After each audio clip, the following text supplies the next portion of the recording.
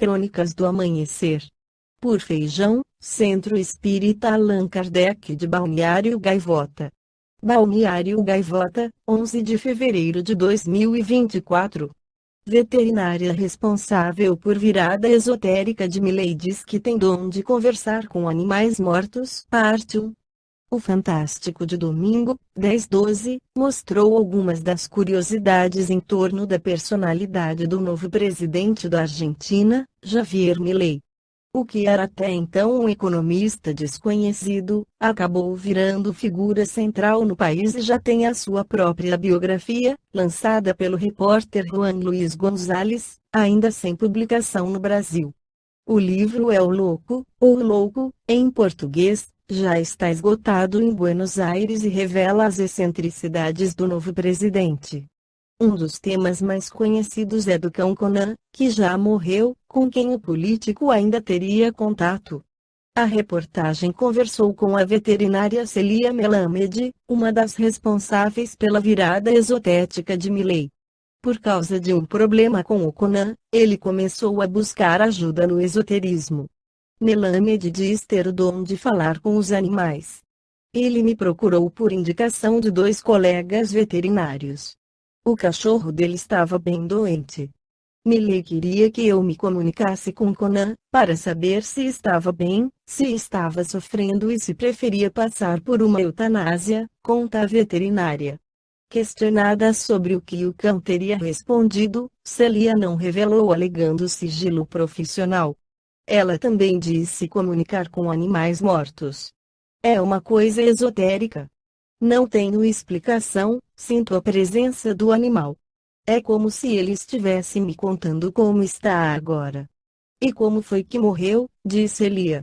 No livro dos médiuns Allan Kardec coloca uma mensagem do espírito Erasto sobre a mediunidade dos animais. Dizem, os espíritos medianizam a matéria inerte e fazem que se movam cadeiras, mesas, pianos. Fazem que se movam, sim, medianizam, não, porquanto, mais uma vez o digo, sem médium, nenhum desses fenômenos pode produzir-se. Que há de extraordinário em que, com o auxílio de um ou de muitos médiums, façamos se mova a matéria inerte, passiva, que, precisamente em virtude da sua passividade, da sua inércia, é apropriada a executar os movimentos e as impulsões que lhe queiramos imprimir? Para isso, precisamos de médiums, é positivo, mas não é necessário que o médium esteja presente, ou seja consciente, pois que podemos atuar com os elementos que ele nos fornece, a seu mau grado e ausente, sobretudo para produzir os fatos de tangibilidade de transportes. O nosso envoltório fluídico, mais imponderável e mais sutil do que o mais sutil e o mais imponderável dos vossos gases, com uma propriedade de expansão e de penetrabilidade inapreciável para os vossos sentidos grosseiros e quase inexplicável para vós, unindo-se, casando-se, combinando-se com o envoltório fluídico, porém animalizado, do médium, nos permite imprimir movimento a móveis quaisquer e até quebrá-los. Em aposentos desabitados.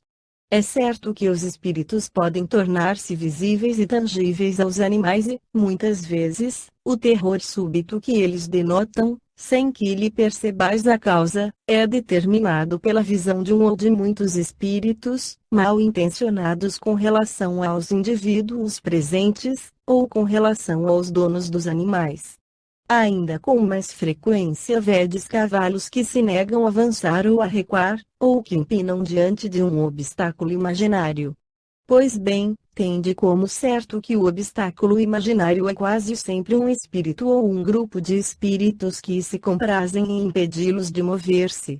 Lembrai-vos da mula de Balaão que, vendo um anjo diante de si temendo-lhe a espada flamejante, se obstinava em não dar um passo. É que, antes de se manifestar visivelmente a Balaão, o anjo quisera tornar-se visível somente para o animal.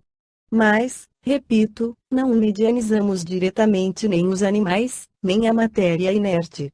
É-nos sempre necessário o concurso consciente, ou inconsciente, de um médium humano, porque precisamos da união de fluidos similares, o que não achamos nem nos animais, nem na matéria bruta. O Sr. T, disse, magnetizou o seu cão. A que resultado chegou? Matou-o, porquanto o infeliz animal morreu, depois de haver caído numa espécie de atonia, de langor, consequentes à sua magnetização. Com efeito, saturando de um fluido aurido numa essência superior à essência especial da sua natureza de cão, ele o esmagou, agindo sobre o animal à semelhança do raio, ainda que mais lentamente. Assim, pois, como não há assimilação possível entre o nosso perispírito e o envoltório fluídico dos animais, propriamente ditos, aniquilá-los-íamos instantaneamente, se os medianizássemos.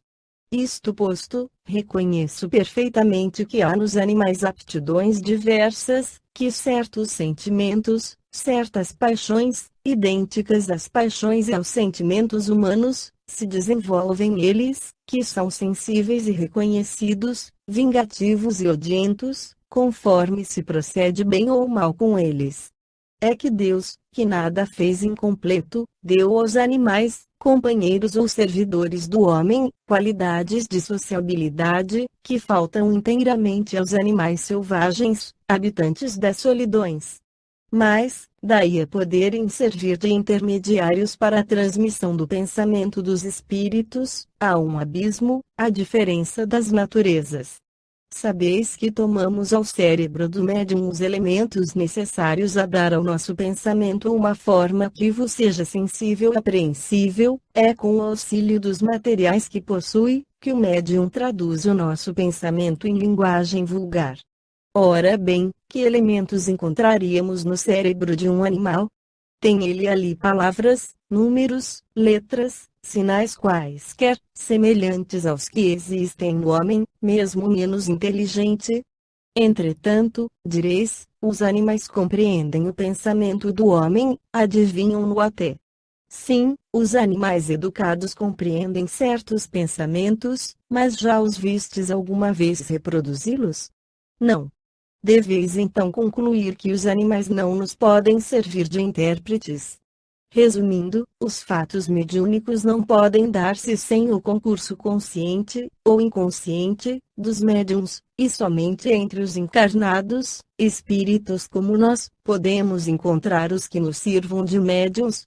Quanto a educar cães, pássaros, ou outros animais, para fazerem tais ou tais exercícios, é trabalho vosso e não nosso.